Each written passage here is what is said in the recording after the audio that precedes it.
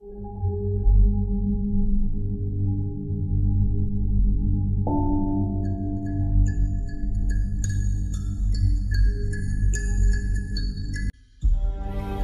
నాన్న చనిపోయిన తర్వాత బాధతో తమ్ముడి మరణం చూశాను.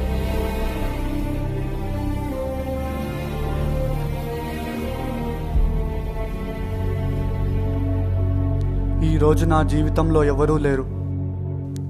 నేను సాధించింది ఏమీ లేదు.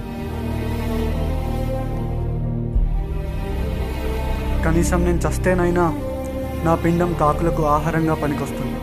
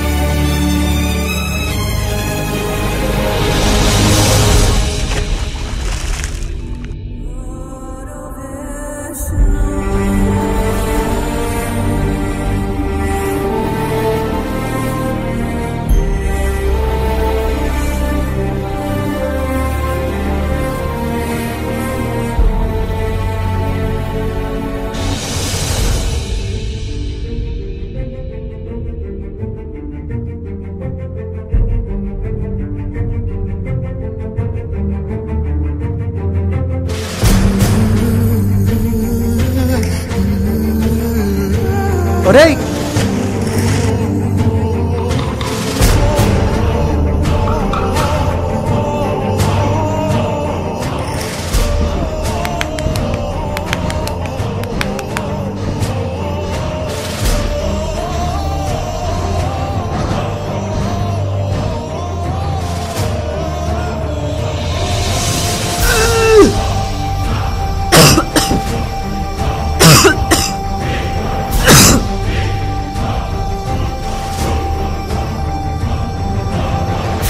మధ్యలో నన్ను చావనే.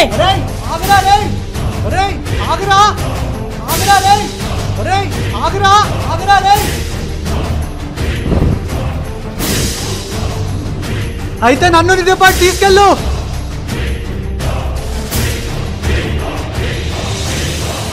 ఏంటి కామెడీయా? నేను వెళ్ళేది ప్యారడైజ్ బిర్యానీ తిన్నాను కాదు, నా ప్రాణాలు తీసుకోవడానికి. నేను అందుకోసమే వచ్చాను. కానీ చావునంత దగ్గరగా చూశాక భయమేసింది.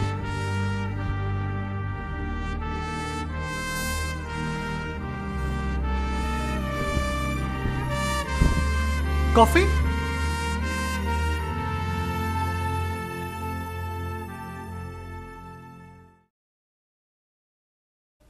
లవ్ ప్రాబ్లమా?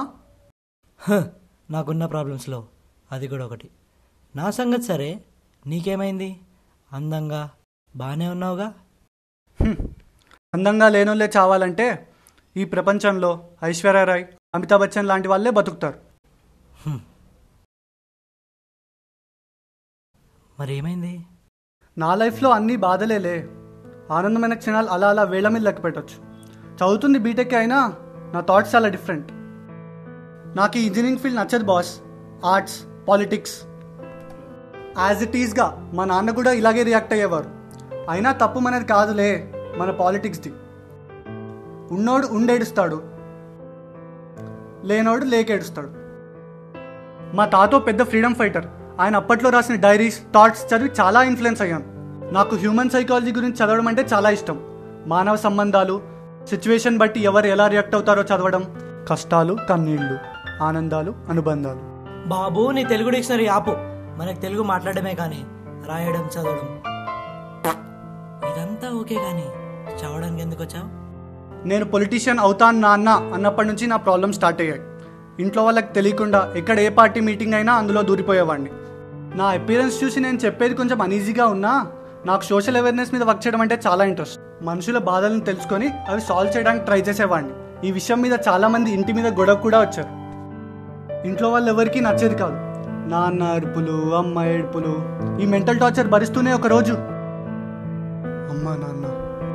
అమ్మా నాన్న ఈ బాధ భరించలేక మా తమ్ముడు కూడా మెంటల్ డిప్రెషన్తో సూసైడ్ చేసుకున్నాడు.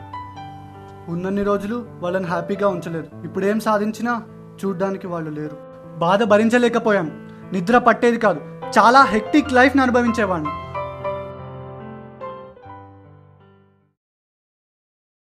నీ ప్రాబ్లం ఏంటి? చార్మినార్కి చార్మినార్ ఉన్నట్టు మన లైఫ్లో కూడా 4 ప్రాబ్లమ్స్ ఉన్నాయి. భయం, ఏది చేయాలన్నా భయం. నేను పిరికివాడిని బాసు. అది తెలిసి కూడా ఏదైనా చేద్దామంటే మళ్ళీ భయపడేవాడిని. యాక్టర్ అవ్వాలి, అందరూ నా యాక్టింగ్ చూసి మెచ్చుకోవాలి, కానీ దీని గురించి ఎవరికీ తెలియదు. ఇన్ఫ్యాక్ట్ నేను ఎవరికి చెప్పలేదు, ఫ్రెండ్స్కి తప్ప. అమ్మా నాన్నకు చెప్పాలంటే కూడా భయం. ఈ భయం అనే పదం నా ప్రతి నర్వ్లో ఎలా పాకిపోయిందంటే దీనివల్ల నేను లైఫ్లో ఏది సాధించలేకపోతున్నాను. Biggest failure of life. దీనివల్ల ఫ్రస్ట్రేషన్ వచ్చేది, ఆవేశం వచ్చేది. ఇలా ఉన్న టైంలో ఒక అమ్మాయి పరిచయం అయింది. First love of my life. Propose చేశాను, నో అంది. మళ్ళీ వెంటపడ్డాను, ప్రయోజనం లేకపోయింది. ఈ ప్రపంచంలో ఇద్దరే హ్యాపీగా ఉండాలి boss. The one who's happy and gets everything in love, and the other one who doesn't even know what is love. నా బాధ చూసి నా ఫ్రెండ్స్ కూడా చాలా చెప్పడానికి ట్రై చేశారు, కానీ ఫ్రస్ట్రేషన్లో తన మీద కోపం వచ్చి ఆవేశంతో వాళ్ళతో కూడా గొడవపడ్డాను. ఒక అమ్మాయి వల్ల 2 అబ్బాయిల మధ్య గొడవ రావడం అంటూ చండాలమైన విషయం ఇంకోటి లేదు బాస్. నాకున్న ఫ్రెండ్సే చాలా తక్కువ మంది, ఇప్పుడు వాళ్ళు లేరు. మరి నీ 4th ప్రాబ్లం ఏంటి? ఇవన్నీ ప్రాబ్లమ్ సాల్వ్ అవ్వట్లేదు. అదే నా బిగ్గెస్ట్ ప్రాబ్లం. భయం అనే ముసుగుతో నచ్చింది చేయలేక ఫ్రెండ్స్ని, ప్రేమించిన అమ్మాయిని, అందరినీ కోల్పోయాను. ఈ ఫ్రస్ట్రేషన్ నా వల్ల కాలేదు. ప్రతి ప్రోడక్ట్కో ఎక్స్పైరీ డేట్ ఉంటుంది కదా, అది ఈ ప్రోడక్ట్కి ఈరోజు వచ్చింది. భయం, ఫియర్ వినడానికి ఒకే పదమైనా పాలు తాగే పసివాడి నుంచి ముసలోడి దాకా అందరిలోనూ ఉండే కామన్ ఫీలింగ్. దాన్ని బయటపడాలంటే దాన్ని ఎదుర్కోవడం ఒకటే మనం చేయగలిగేది. ఎక్కడో చదివాను, there is only one thing that can make everything possible, fear of failure. మనం ఓడిపోతామేమో అన్న భయం మనలో ఉంటే ఏదన్నా సాధించవచ్చు. ప్రేమ నిజంగా అది పెట్టే బాధ అంతా ఇంత కాదు. రానంత వరకు రాలేదన్న బాధ, వచ్చాక వెళ్ళిపోతుందేమో అన్న బాధ. అయినా ప్రేమ కోసం చనిపోవడం గొప్పతనం కాదు. ప్రేమ దక్కకపోయినా ఆ బాధతో బతకడం గొప్పతనం. ఇక ఫ్రెండ్స్ అంటావా, ఎవరి లైఫ్లో అయినా ద మోస్ట్ బ్యూటిఫుల్ పార్ట్ ఎవరు అంటే ఫ్రెండ్స్ అనే అంటారు. మన వయసు పెరిగే కొద్దీ మన స్నేహితులు పెరుగుతూ తగ్గుతూ ఉంటారు, కానీ ఆ మిగిలిన వాళ్ళు మాత్రం ఎప్పటికీ మనతో ఉంటారు. ఆవేశం ఏముంది, కంట్రోల్ చేసుకుంటే అదే కంట్రోల్ అవుతుంది. ఒక్కటి గుర్తుపెట్టుకో, ఆవేశంతో పోతే నీ ఒక్కడి బలమే నీతో ఉంటుంది. అదే అనుబంధంతో కలుపుకొని పోతే ఇద్దరి బలం ఒకటవుతుంది. మిస్ చేసుకోకు, వెళ్ళి తప్పు ఒప్పుకో, అర్థం చేసుకుంటారులే, ఫ్రెండ్స్ కదా. లైఫ్లో ఏది సాధించలేదు, ఏమీ చేయలేదు అని నేను చాలా బాధపడేవాడిని. కానీ అబ్రహాం లింకన్ ప్రెసిడెంట్ అవ్వకముందు ఒక కాబ్లర్, బిల్ గేట్స్ తన యూనివర్సిటీ ఎగ్జామ్ కూడా పాస్ అవ్వలేదంట.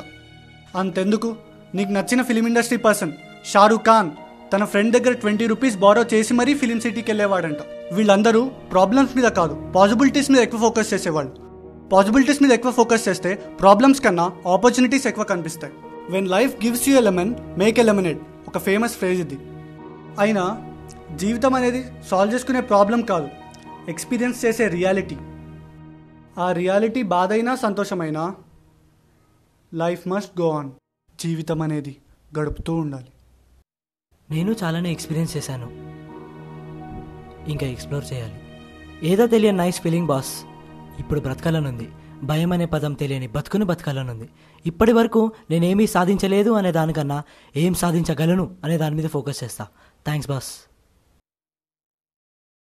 హే, ఏమైంది? జీవితాన్ని గడిపే టైం అయింది.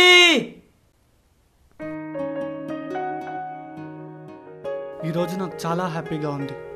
నా ప్రాణాన్ని తీసుకోవడానికి వచ్చి ఒక ప్రాణాన్ని నిలిపే ప్రయత్నంలో నేను జీవితాన్ని తెలుసుకున్నాను. ఒకే ఒక జీవితం ఇది, చేయి జారిపోనీకు, మళ్ళీ రాణి ఈ క్షణాన్ని మన్ను పాలు కానీకు. కష్టమనేది లేని రోజంటూ లేదు కదా, కన్నీరు దాటుకుంటూ సాగిపోగ తప్పదుగా